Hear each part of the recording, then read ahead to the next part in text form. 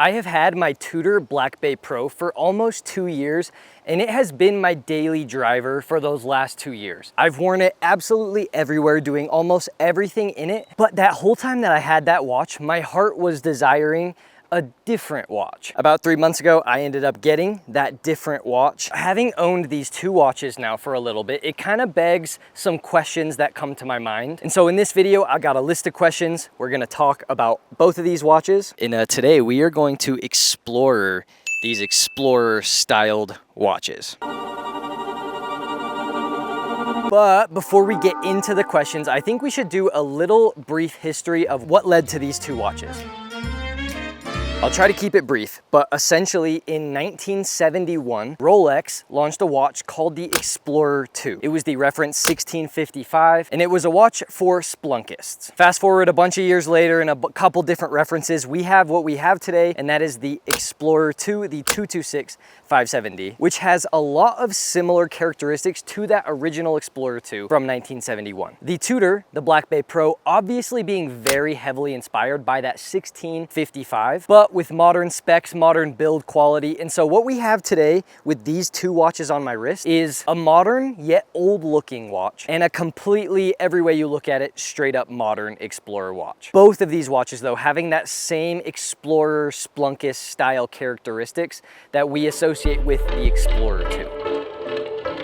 In this corner, we have the Tudor Black Bay Pro. This watch has a case size of 39 millimeters, a lug to lug of about 47 millimeters, a very controversial, which we'll talk about a little bit later, thickness of 14.6 millimeters. This features the Tudor MT caliber 5652. It's got 200 meters of water resistance. It's stainless steel. It is a true GMT and just a beast of a watch over in this corner. And the reigning champion, the Rolex Explorer 2. This watch has a case size of 42 millimeters, a lug to lug of 50 millimeters, and a better thickness at 12.5 millimeters. This has Rolex's caliber 3285, which is a true GMT. It's got 100 meters of water resistance and just a solid tank of an Explorer style watch. I am the world's biggest idiot, and every time I go film, I always forget to talk about the bracelets and the Lume. Both of these watches feature an oyster style bracelet, with the Explorer 2 having an oyster bracelet and the Tudor having what I believe they call a 3-link bracelet. But the huge thing that actually I give the point to Tudor for is the T-Fit clasp. It gives you on the fly micro adjustments, and you can have very specific little small portions, and I believe that there's 4 of them. On the oyster bracelet from Rolex, they give you Easy Link, which is one essentially half link that you can pull out and put back in. And when we get into Lume for both of these watches, I made an interesting discovery. Here you can see that both of these watches are glowing very bright, but because Tudor has a black background, that Lume stands out more. With that white dial, it kind of takes away the Lume, and I think it's probably a little bit due to the shade of Lume. Chromalite is a bluish hue, and against that white, it kind of blends in a little bit. And on the Tudor having that green Lume on a black background, I actually think it probably stands out a little bit more than the Explorer's 2 Lume. Though the Chromalite, in my experience, lasts longer throughout the night and is kind of just glowing longer, but both of these watches have phenomenal Lume.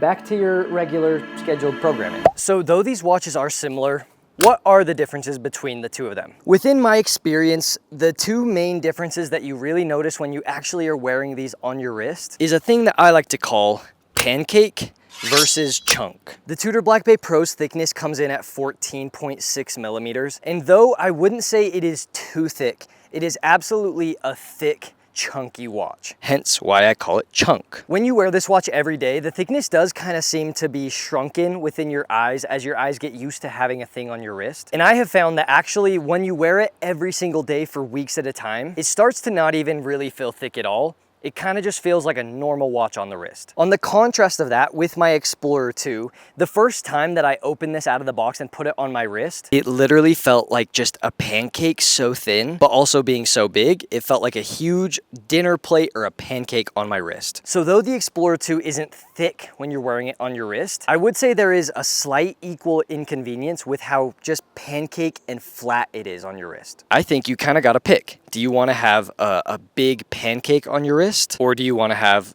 a chunk on your wrist. Both of these watches though, as you start to wear them more and more, they become normal in your brain and you just start to see them as a standard watch on your wrist. The other minor key differences are obvious things like Mercedes hands versus snowflake hands, orange versus yellow, white versus black. But those are just obvious, very minimal like design choices. But differences aside, the similarities between these two watches can really be boiled down to a logical thing: Swiss-made field GMTs with a true GMT movement from a major Swiss brand. But for me, there is one huge overarching theme that both of these two watches have, and that is their sense of adventure. When you put either of these watches on and you go up into the mountains and you're hiking, you forget about the specs, you forget about the numbers, you really start to bond with your timepiece. And that is what I have found to be the experience with both of these watches. When I even now just look at my Tudor, I'm reminded back to all of the hikes that I've been on, all the scratches and the marks that I've put on from wearing it out and about. And no watch does either of this better. I have good experiences in my Rolex, though it is the newest, but there is just something so awesome about when I look at my Tudor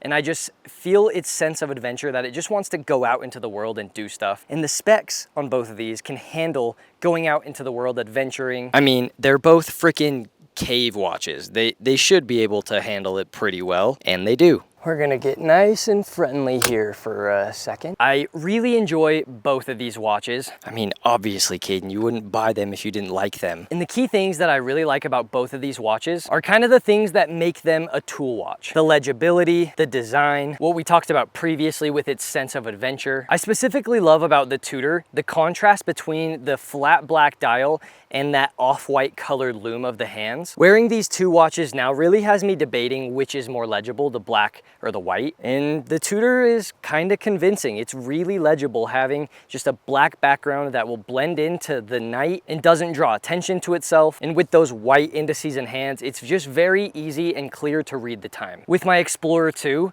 orange is my favorite color, and so I love that it has orange within the dial and on the hands. I've just always been a sucker for white dials, and so the Polar Explorer 2 has just always been so attractive to me. I love the fat Mercedes hands. I find them to be extremely legible, and just the modern design of the Rolex is really obviously modern, but just so clean and good to wear day to day. And the Tudor is like a vintage watch that has modern specs. I like the nostalgic feel that comes when I put this watch on. The domed crystal also gives it that vintage flair. And perhaps the best thing about the Tudor is there's no cyclops. So you can see the date from any angle you look at it and don't have a big annoying blob in the way. And now we get to the age-old question of which is better.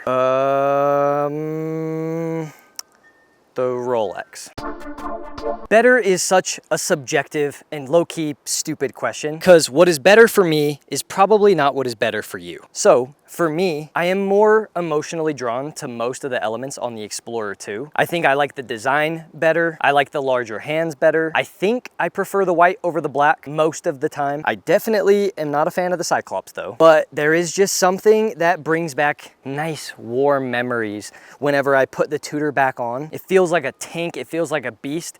And when we bring in the factor of price, the Tudor starts to sound a whole lot more attractive. I paid a little under $3,000 for the Black Bay Pro, which is almost 4 times cheaper than what I got my Explorer 2 for. And when we take that factor and put the specs in with that factor, the Tudor really just seems like a no-brainer, obvious choice watch. The Tudor, however, is thick, and the wearing experience I find to be, in some ways, a little less convenient than the Explorer 2. Going back to the pancake versus chunk, I think I'm personally a pancake guy, but to just flat out say that one of these is better, I think is dumb. They're both good, and when you factor in the price, the Tudor is really just insane for the price.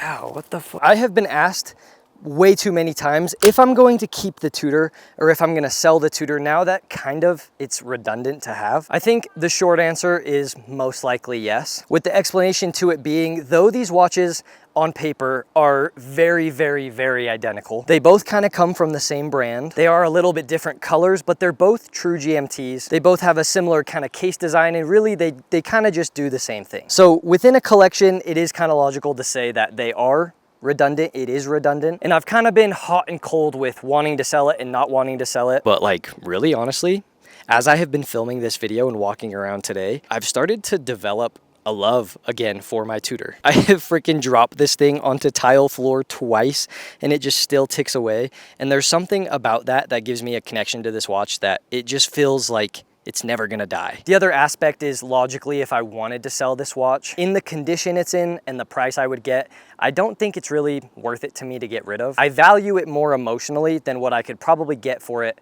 on paper. And so to sum up this long answer, essentially, probably won't get rid of the Tudor, but the Explorer 2 hasn't left my wrist in like 2 months. So that's kind of why I've even contemplated selling the Tudor in the first place, but I couldn't betray my baby like that. But I think that's gonna be a wrap on this video. I just really wanted to document my thoughts on this because I know that a couple people have been wanting to know my thoughts now that I have the Explorer 2, if I'm gonna keep the Black Bay Pro and vice versa. And appreciate you guys for watching to the very end of this video. I really hope that I made sense. I'm curious to know, what are your thoughts on the Rolex Explorer 2 versus the Tudor Black Bay Pro? Do you have any of these watches? Do you want any of these watches? Which one do you want? Let me know in the comments below, and I'll see you in the next video.